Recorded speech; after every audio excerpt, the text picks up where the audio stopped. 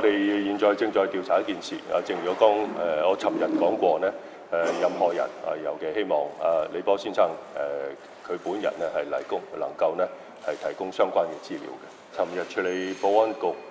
局長李家超先生呢，佢都講過，呢幾件案呢，我哋係結合嚟一齊調查，我哋會盡我哋最大嘅努力去調查。同做任何案件調查一樣，我哋希望呢有關人士同埋所有能夠提供消息嘅人士呢，係能夠接觸警方提供線索。警方只能夠喺掌握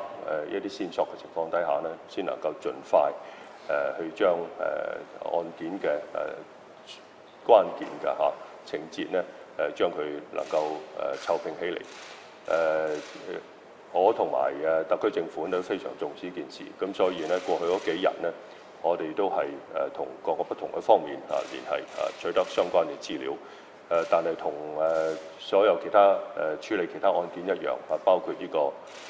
人口失蹤嘅案件，無論佢失蹤嗰個背景或者個情節係乜嘢嘢呢，我哋唔能夠將所有